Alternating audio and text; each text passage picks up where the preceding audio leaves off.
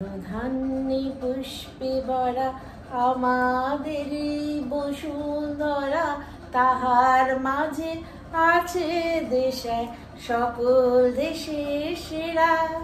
সে যে স্বপ্ন দিয়ে তৈরি সেদের স্মৃতি দিয়ে ঘেরা। জানি না এই ভিডিওটা সত্যি কি মিথ্যে, এটার কি ভ্যালু আছে, তবে আমার মনে হলো যেহেতু আমি আপনাদের ভিডিও দিই, আমি আপনারা আমায় দেখেন, পছন্দ করেন, ভালোবাসেন বলে, তো আপনাদেরও একটু জানা উচিত। আর আমার মনে হয় এই ভিডিওটা অলরেডি আপনাদের কাছেও এসে গেছে, তবে এর সত্যি মিথ্যে এটা আমি যাচাই করিনি, জাস্ট আপনাদের শোনাবার জন্য দিলাম। তো আমার কাছেও কারো মাধ্যমে এসছে, আমার মনে হয় এখন একটু ঘুরে দাঁড়াবার সময় এসে গেছে, ঠিক আছে। আর এই ভিডিওটাও যে সত্যি এমনটাও নয়, হয়তো এত যদি ইজি হতো তাহলে সিবিআই কবে অ্যারেস্ট বা পুলিশই অ্যারেস্ট করতো। তো যাই হোক, সব কিছুই তদন্ত হবে। এই ভিডিও ক্লিপসও নিশ্চয়ই সিবিআইয়ের কাছে চলে গেছে, তারা তাদের মতো করে তদন্ত করবে, আশা করি একটা সমাধান হবে। তো চলুন আজকে ভিডিওটা স্টার্ট করি। বলছি সোমা মুখার্জি, এত কষ্ট হচ্ছে ভিতরে যে হসপিটালে বসে থাকতে পারছি না, আমাদের সব ডাক্তাররা সবাই খুব ডিস্টার্বড। আজকে তো ওপিডি বন্ধ রাখা হয়েছে। তোরা জানিস সমস্ত ঘটনা শুনলাম যা মানে সত্যিকারের ঘটনা, যেটা আরজিকরের ভিতরের যে ডাক্তার তারা তাদের বন্ধু বান্ধব মারফত এটা ছড়িয়ে মানে এসছে আমাদের কাছে। অ্যাকচুয়ালি যেটা ঘটেছে সেটা হচ্ছে, আমি শুনে তো মানে বিশ্বাস করতাম নিজেকে কেমন লাগছে রে। প্রত্যেকটা আমাদের ওয়েস্ট বেঙ্গলের প্রত্যেকটা মেডিকেল কলেজে, বিশেষ করে কলকাতার সরকারি মেডিকেল কলেজগুলোর প্রিন্সিপালরা, ডিপার্টমেন্টাল হেডরা, প্রিন্সিপালরা বিশেষ করে, তারা পাশ করানোর জন্য স্টুডেন্টদের কাছে রীতিমতো টাকা নেয়। যেসব স্টুডেন্টরা, ইন্টার্নরা, পিজিটিরা যারা ভালো করে ক্লাস করে না বা থিসিস তারা জমা দেবে, পিজিতে তো থিসিস জমা দিতে হয়, তো যারা এমবিবিএস ফাইনাল পাস করবে না সাপ্লি পাইয়ে দেবে, ইন্টার্নের কমপ্লিশন দেবে না, ইন্টার্ন হওয়ার পর কমপ্লিশন না দিলে তারা রেজিস্ট্রেশন নাম্বার পাবে না, এই সমস্ত ভয় দেখিয়ে টাকা পয়সা নেয়। সমস্ত জায়গাতেই এটা আছে। এর মধ্যে সব থেকে নিকৃষ্টের থেকেও নিকৃষ্টতম হচ্ছে সন্দীপ ঘোষ, প্রিন্সিপাল, যে তোর আমাদের কি বলে আরজিকর মেডিকেল কলেজে।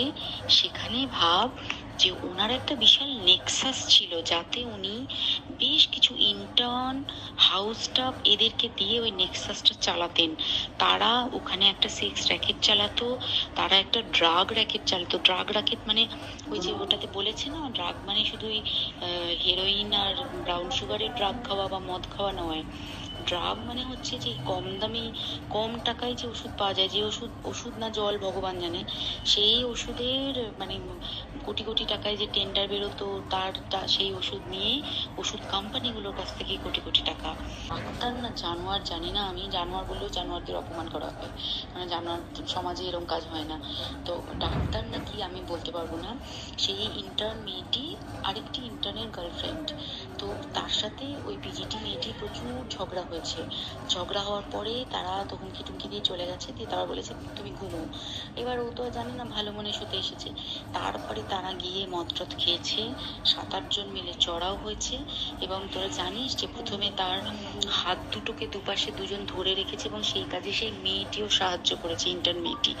দুজন ওকে পা দুটোকে টেনে জরাসন্ধের মতো ছিঁড়ে ফেলেছে, মানে ছেঁড়ার মতো করে টেনেছে, যাতে পেলভিক বোন ভেঙেছে, গলার বোন ভেঙেছে। মানে কি বিপর্যস্ত, মানে বিধ্বস্ত, কি নৃশংস অত্যাচার করেছে। ওকে উল্টো দিক করে শুয়েছে, পিঠের উপর দিয়ে বুট পরে হেঁটে গেছে, মাথাটাকে এমন থেতলেছে যে মানে স্কাল ফাল রাপচার হয়েছে।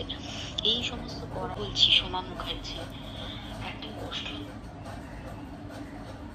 বন্ধুরা, আমি সোমা বলছি, সোমা মুখার্জি, একটা কষ্ট। এটা আমি দুবার করে শোনালাম, সোমা বলছি বন্ধুরা, আমি সোমা বলছি। এই ভাইরাল অডিওটা এখন প্রত্যেকের কাছে, হয়তো আপনাদের কাছেও এসে গেছে। বিশ্বাস করুন, এটা শোনার পর থেকে না আমি ঘুমোতে পারছি না। যেহেতু ওই বয়সী, হয়তো আমার মেয়ে ওদের থেকে একটু ছোট, ওর থেকে একটু ছোট, মানে কি সমাজ আমরা উপহার দিচ্ছি। দেখুন অনেকেই বলছেন যে ইউটিউবাররা এত কিছু ইউটিউব করে, কেন এই সম্বন্ধে প্রোটেস্ট করছে না? প্রোটেস্ট তো আমি প্রথম থেকেই করছি। আমি তো অত বড় ইউটিউবার নেই, আমি খুব ছোট ইউটিউবার। তো আমি প্রথম থেকেই প্রোটেস্ট করছি, কারণ এটা আমার মেয়ের বয়সী, আমার মেয়ের সাথে বলতে গেলে হয়েছে। এটা তো অবশ্যই আমাদের প্রত্যেকের প্রতিবাদ করা উচিত, প্রত্যেকটা মা প্রতিবাদ করছে। এই যে মোমবাতি জেলে মোমবাতি মিছিল করা হয়েছিল, সেখানে আমিও হয়তো সামিল ছিলাম, কিন্তু সেটা আমি পোস্ট করিনি বা সেই ছবি আমি আপনাদের দেখাচ্ছি না। আমি কি করছি সেটা আলাদা ব্যাপার, কিন্তু আমি আপনাদের বলছি দেখুন, এটা যে মেয়েটা চলে গেল তাকে আমরা ফেরত আনতে পারবো না, কিন্তু কেন চলে গেল, কি কারণে চলে গেল, কি অত্যাচার সহ্য করে সে চলে গেল, সেটা কিন্তু অবশ্যই প্রত্যেকটা মানুষের জানার অধিকার আছে। মেয়েটির মা বাবার কথা আমি ছেড়েই দিলাম, মেয়েটির মা বাবা তো আজীবন লড়বে, কোর্টে যাবে, কোর্টে গেছে অলরেডি, সিবিআই চলছে, সব কিছু। এই ব্যাপারে আমি কথাই বলতে চাই না, কারণ এটা মামলার ব্যাপার। আমি এটুকু বলতে চাই যে ওই মেয়েটা তো চলে গেল, তার মা বাবা কিন্তু অর্ধেক মৃত ধরেই রাখুন, যতদিন বাঁচবে ওর স্মৃতি আঁকড়ে। আর এই মৃত্যু কিন্তু কোনো মা বাবা চায় না, কোনো সন্তানের কোনো মৃত্যুই কোনো মা বাবা চায় না। আর এরম অত্যাচারিতা হয়ে মৃত্যু অসম্ভব, মানে ওর যে চেহারা বা মোবাইলে সবার কাছে ছবিটা আসছে, সবাই দেখছে, মানে অসম্ভব ব্যাপার। আমি যেন মেনে নিতে পারছি না, আমার এমন ভয় লাগছে যে আজকে আমার ছোট মেয়েটা বাইরে যাচ্ছে, আমি কি করে ওকে একা ছাড়বো? আমি বারবার ওকে বলছি তুই এখানে কিছু পর যাস না প্লিজ।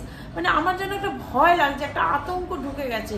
এবং আমার মতো সকলে যাদের মায়েদের বাচ্চারা বাইরে আছে অথবা অন্য জায়গায় পিজিতে থেকে পড়াশুনো করছে, সেই সব মায়েদের একটা ট্রমা, একটা আতঙ্ক। বলুন আমরা আজকে বাচ্চাদের বাইরে কেন পাঠাচ্ছি? এখানে চাকরি নেই, বাকরি নেই, তাই জন্য পাঠাচ্ছি, বা আরেকটু ভালো পড়াশুনো করবে, ফিউচারটা গোল্ডেন হবে, সেই জন্য পাঠাচ্ছি। তো আমরা তো ওদের ভালোর জন্য করছি স্যাক্রিফাইস। একটা বাচ্চাকে ছেড়ে থাকতে একটা মায়ের কত কষ্ট। মেয়েটা সেখানে 36 ঘন্টা সেবা দিয়েছে, পরিষেবা দিয়েছে 30 থেকে 36 ঘন্টা, তারপর মেয়েটা খেয়ে ঘুমোতে গেছে। আপনি চিন্তা করুন, যদি এই ঘটনাটা সত্যি হয়, তাহলে ডাক্তারদের নৈতিক মান কোথায় গিয়ে দাঁড়িয়েছে? আজকে টিচাররা গর্ববোধ করবে, অ্যাজ এ টিচার, আমিও একজন টিচার, আমরা গর্ববোধ করব কি যখন আমার বাচ্চারা ভালো রেজাল্ট করবে, মানুষের মতো মানুষ হবে। দেখুন সবাই ডাক্তার হতে পারে না, সবাই ইঞ্জিনিয়ার হতে পারে না, কিন্তু মান আর হুঁশ থাকাটা খুব জরুরি। আমি অনেক ভালো ভালো ডাক্তারকে দেখেছি যারা বড় ডাক্তার, কিন্তু বাবা মারা থাকে ওল্ড হোমে, বৃদ্ধাশ্রমে। আবার অনেক কর্মচারী, শ্রমিক কারখানায় কাজ করে, তারা মা বাবাকে রাজার মতো রেখেছে। এইসব ঘটনা আছে, এগুলো আপনারাও জানেন। কিন্তু আমরা ডাক্তার তৈরি করছি, ইঞ্জিনিয়ার তৈরি করছি, কিন্তু তার মধ্যে নৈতিক চরিত্রটা তৈরি হচ্ছে না। কেন হচ্ছে না বলুন তো? প্রথম ক্রাইম করে তার মা বাবা, বাড়ি থেকে এটা শুরু হয়। প্রথমেই মা শিখিয়ে দেয় টিফিনটা ভাগ করে খাবি না একটা বাচ্চার সাথে। আমি স্কুলে পড়াই, আমি দেখি অনেক মা এসে কমপ্লেন করে যে দিদি দেখুন আমার বাচ্চা টিফিন খেয়ে নিয়েছে, ওকে একটু দূরে বসিয়ে দেবেন, ওর টিফিনটা যেন খায় না খায়। আবার এটাও বলে ধরুন একই ফ্ল্যাটে আছে, দুজনের মুখ দেখা দেখি বন্ধ, ওর পাশে কিন্তু আমার বাচ্চাকে বসাবেন না, যেন কথাবার্তা না বলে, না মেশে, একটু দেখবেন। কিন্তু আপনি বিশ্বাস করুন সেই মায়েরা আলাদা আলাদা করে টাইমে এসে দিয়ে যাবে, এবং মায়েরা চলে যাওয়ার পর ওই দুটো বাচ্চা কি সুন্দর খেলবে, একসাথে মিশবে, হই হই করবে, আনন্দ করবে। আবার যে ছুটির ঘন্টা পড়বে ওরা আলাদা হয়ে যাবে, কারণ ওদের মায়েরা পছন্দ করে না। ভাবুন আমাদের সময় কাকিমা জেঠিমারা খেতে দিত, মা না থাকলেও বাড়িতে চলতো, কাকিমা থাকলে হবে, জেঠিমা থাকতে হবে, মাইমা থাকলে হবে। মানে আমরা এইগুলো ভাবতাম যে ঠিক আছে বাড়ির বড়রা তো কেউ আছে, মা না থাকলেও চলবে। কিন্তু এখন হচ্ছে আমি সর্বস্ব, সংসার, স্বামী স্ত্রী, একটা কি দুটো বাচ্চা, ব্যাস। তারা যা চেনে না দাদু ঠাকুমাকে, না দাদু দিদাকে, না পিসি মাসি মামা, কাউকে চেনে না। তাদের সাথে দেখা হলো কখনো উইকেন্ডে বা বছরে একবার দেখা হলো, তাও বাড়িতে লোক আসা পছন্দ করেন না এখনকার বউরা, কেন কি মনে করে যে না আসলে বাচ্চার পড়াশুনো নষ্ট হবে। তো ওরই মধ্যে তো সবাই বড় হয়েছে, আমরাও তো বড় হয়েছি, তাহলে কেন আমরা আমাদের নৈতিকতাকে বিসর্জন দেবো? আজকে কেন এরকম তৈরি হবে একটা মেয়ে এরকম ভাবে অকালে চলে যাবে? মেয়েটার এটাও শুনেছিলাম যে মেয়েটার একটা নতুন জীবন, নভেম্বরে মেয়েটা বিয়ে করতে চলেছিল। এগুলো সব ফেসবুক থেকে, ইউটিউব, আপনারাও যতটা জানেন আমিও ততটা জানি। তো এই কি সমাজ আমরা উপহার দিতে চলেছি, বা কি জেনারেশন তৈরি হচ্ছে যে ডাক্তাররা তারা ড্রিঙ্ক করে আসছে, মদ খেয়ে আসছে, এসে তারই মানে কলিগকে তারই উপর অত্যাচার করছি, একটু কি বাঁধলো না? তা একটু তো হাতটা কামড়াতে পারতো যে না আমরা তো ডাক্তার, আমরা মানুষের জীবন দিই, আমরা জীবন নিই না।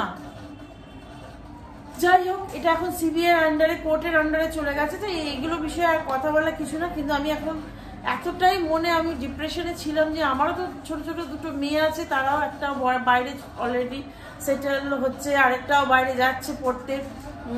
তো কি মানে আমরা মা হিসাবে কতটা মানে দায়িত্ব নিতে পারি এই ব্যাপারটা, মানে এটা তো আমার এখন আতঙ্ক, ট্রমা। আমার ছোট মেয়েটা যাবে, যে আমি ভাবছি যে কি করবে ওখানে গিয়ে, কেউ যদি ওর পেছনে লাগে, এরকম যদি হয়, সব মায়েরা এখন ভয় পাবে। তবে দিন বদলাবার সময় এসে গেছে, চলুন আমরা ঘর থেকে শুরু করি। ঘরটা যদি না আপনারা ঠিক করতে পারেন, তাহলে কিছুতেই বাইরে ঠিক করতে পারবেন না। ঘর থেকে, ঘরের ক্রাইমগুলো আগে বন্ধ করে দিন। আর প্রথম থেকে না বলতে, বাচ্চাদের বায়না করলে এটা চাই ওটা চাই সঙ্গে সঙ্গে দেবেন না, একটু তাদেরও বুঝতে দিন যে এটা টাকা দিয়ে কিনতে হয়, এটার কতটা গুরুত্ব একটুখানি তাদের বুঝতে দিন। সবসময় পেয়ে গেলে একটা মাত্র বাচ্চা, আমার একটা মাত্র বাচ্চা, অনেক মায়েদের শুনি, আমার স্কুলে অনেক গার্জেনরা আসে, একটা মাত্র বাচ্চা, একটা মাত্র বাচ্চা। আমি তো হতবাক হয়ে যাই, একটা মাত্র বাচ্চা তো কি হয়েছে, তাকে কি স্পয়েল হতে দিয়ে দেবো না? আদরে একদম বাদর হয়ে যাবে।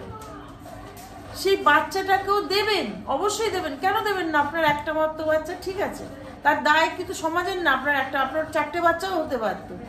কিন্তু কথা হচ্ছে যে সেই বাচ্চাটাকে দিন, কিন্তু একটু ভেবে চিন্তে দিন, একটু ভালোবাসা দিয়ে দিন, একটু ওয়েট করে দিন, বুঝান যে টাকাটার মূল্যটা কতটা। আর সমাজে দাদু ঠাম্মা পিসি এদের কাছে ছাড়ুন। আমি অনেক ফ্যামিলিতে দেখেছি যে হাজব্যান্ড ওয়াইফ দুজনে চাকরি করে, আয়া মাসির কাছে রেখে যায়, তবু তারা শ্বশুর শাশুড়ির কাছে রাখে না। কেন ভাই? শ্বশুর শাশুড়ি আমার নামে কান ভাঙানি দেবে, কোনো বউ হয়তো আমাকে বলো না না আমার নামে কান ভাঙানি দিক না। মা সন্তানের সম্পর্কটা যদি এতটাই গভীর হয়, কে কান ভাঙানি দিল, কে মন্তব্য করলো, কে বাজে কথা বললো, কিছু যায় আসে না। সেখানে একটাই প্রায়োরিটি থেকে মা সন্তানের সম্পর্ক। আমি অবাক হয়ে যাই। এখন আমার মেয়েদের, আমি তো চাকরি করি, আমার মেয়েদের তো আমি দাদু ঠাম্মার কাছেই রেখে গেছি, তারা মানুষ করেছে, তারা যেমন পেরেছে করেছে। আজকে আমার ভিডিওটা এই জন্যই, তাদেরই জন্য যে যারা এই ক্রাইমগুলো দেখছেন, আজকে মোমবাতি হাতে, মোবাইলের টর্চ হাতে 11টা থেকে 2টো রাস্তায় নেমেছে, এবং সব ঘরেরই বউরা আমি আশা করি নেমেছে, মায়েরা নেমেছে, বাবারাও নেমেছে। কিন্তু একবার ভেবে দেখুন, ভেবে দেখার সময় এসছে যে একটু পিছন ফিরে যদি দেখাই, আমরা কি বাচ্চাদের সেলফিশ হতে সাহায্য করিনি? আমার একটা মাত্র বাচ্চা, আমার বাচ্চা এই, আমার বাচ্চা সে, এইগুলো নয়। বাচ্চাকে ছোটবেলা থেকেই শেখান বড়দের সম্মান করতে। বিশেষ করে যারা ছেলের মা বাবা, ছেলেকে শেখাতে হবে যে তুমি জানোয়ার তৈরি হবে না, রাক্ষস তৈরি হবে না, তুমি মানুষ তৈরি হও, মান আর রুজ যেন তোমার বজায় থাকে। That's it. যে একটা বাচ্চাকে বড় করে তার মা বাবা অনেক কষ্ট করে, কিন্তু তার সাথে সাথে বড় হওয়ার সাথে সাথে ডাক্তার, ইঞ্জিনিয়ার, প্রফেসর পড়ার সাথে সাথে মানবিকতা বোধ, সামাজিকতা, এগুলো একটু শেখানো দরকার আছে। নাহলে এরকম ঘটনা আরও ঘটবে, এর আগেও ঘটেছে। আর এগুলো ইমিডিয়েট স্টপ করতে হবে, কারণ যেটা নো মানে নো, অন্যায় মানে অন্যায়, সেটা আমরা কোনো মতেই আপোষ করবো না। সে আমার ঘরের ছেলে হোক, রাস্তার ছেলে হোক, পরের ছেলে হোক, আমরা যদি সেটা স্টপ করতে না পারি এই মুহূর্তে, তাহলে কিন্তু এই ক্রাইম বাড়তে শুরু করে দেবে। আশা করি সিবিআই এর আন্ডারে কেসটা গেছে এবং অবশ্যই এটা খুব তাড়াতাড়ি সমাধান হবে।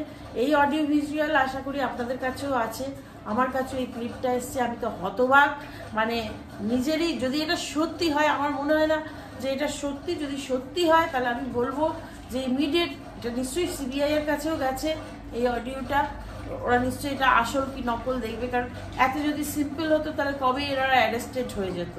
আমার মনে হচ্ছে এর মধ্যে আরও কিছু মানে হতে পারে, ডাইভার্টেড করছে হয়তো আমাদের এই ব্যাপারটা দিয়ে, চেপে আসল লোককে চেপে দেওয়া হচ্ছে। এগুলো আপনারাও বুঝছেন, আমরাও বুঝছি। দেখুন আমাদের হাতে তো কিছু নেই, আপনাদের হাতেও কিছু নেই। এটা সিবিআই তদন্ত করুক, আশা করি আসল দোষী শাস্তি পাক আর সমাজটা কলুষিত মুক্ত হোক। একটা দুটো এমন শাস্তি হোক যাতে তার থেকে অন্যান্য বাচ্চারা শিখবে।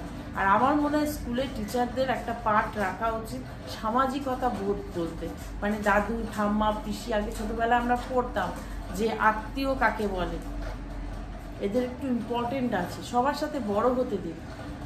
খুড়তুতো ভাই, মামাতো ভাই, পিসতুতো ভাই, জ্যাঠতুতো ভাই, এদের মাঝে মাঝে যারা সিঙ্গেলও থাকেন মাঝে মাঝে রোববার করে ছুটিতে তাদের ডাকুন, আপনার ছেলেকে মিশতে দিন তাদের সাথে, দেখবেন অনেক কিছু ইমপ্রুভ হবে। যে কথা সে মাকে বলতে পারছে না, যে কথা সে বাবাকে বলতে পারছে না, সে কথা কিন্তু জ্যাঠতুতো দাদা দিদি এদেরকে বলবে, তাহলে চেপে থাকবে না। আজকাল তো মেয়েটিকে অনেকদিন ধরে টর্চার করা হচ্ছিল বা টার্গেট করা হচ্ছিল, ওই দিনটাই পেয়েছিল যেহেতু 30 ঘন্টা সে জব করেছে, করে সে ঘুমোতে গেছে, এই ফাঁকা পেয়েছে, সেমিনার হলে ঢুকে এসব করেছে। তা আমার বক্তব্য যে টার্গেটও অনেক দিন থেকেই ছিল, একদিনে কেউ টার্গেট হলে এত নৃশংস অত্যাচার হতে পারে না একটা বাচ্চা মেয়ের প্রতি, যে জীবনে মানে শুনেছিলাম নভেম্বরে মেয়েটার বিয়ে হবে, তো জীবনের প্রথম আনন্দ সুখের আগেই নিভে গেল প্রদীপটা। তো আমার মনে হয় এখন আমাদের ভেবে দেখার টাইম এসছে। তো আমাদের দেশ সত্যি বসুন্ধরা, আমাদের দেশ শস্য শ্যামলা, আমাদের দেশ সত্যি মানবিকতা বোধ রয়েছে, আমি এটা এখনো বিশ্বাস করি। তো তার জন্য আমাদেরই লড়াই করতে হবে। যে এতগুলো মহিলা পরশুদিন রাতে নেমেছিল 11টা থেকে রাত 2টো অবধি, এই যে লম্বা প্রসেশন হয়েছে, লম্বা হেঁটেছে, কোনো জাতি ধর্ম বর্ণ নির্বিশেষে, কোনো দলাদলি নেই, কোনো রাজনৈতিক ছত্র ছাওয়ায় নেই, প্রত্যেকটা মহিলা যে বাড়ির বেরিয়েছে তার জন্য কুর্নিশ করতে হয়। এই ঘুমটা যদি আমাদের আগে ভাঙতো, এই মেয়েটা শিখিয়ে দিয়ে গেল যে আমাদের সংঘবদ্ধ হতে পারে। আর যারা মেরেছে, যদি ওর কলিগ ডাক্তাররাও মেরে থাকে, আমি তো বলবো ওরা ডাক্তারই না, ওদের লাইসেন্স বাজেয়াপ্ত করে দেবে, কারণ তারা হচ্ছে আসামি। যারা মার্ডার করেছে তারা আসামি, তারা ডাক্তারও না, তারা মানুষও না। কারণ মান আর ঘুষ থাকলে তবেই তো সে মানুষ হবে। আর ডাক্তার কিসের, ওগুলো তো সব ডিগ্রি, ওই ডিগ্রির কোনো ভ্যালু নেই আমি মনে করি। তো আজকে এই পর্যন্তই। আমার মন খুব খারাপ, ভীষণ খারাপ, সেই জন্য আমি ভিডিও করতে পারছি না। মেয়েটার কথা বারবার ভাবছি, আমার মেয়েটার কথাও মনে হচ্ছে। আর যাই হোক, বাড়িতে একটু মনটাও ভালো নেই, আর যা আমার চলে আর কি। তো যখন মনটা ঠিক হবে, ভালো হবে, আবার আমি ভিডিও করব। তো এখন টাটা।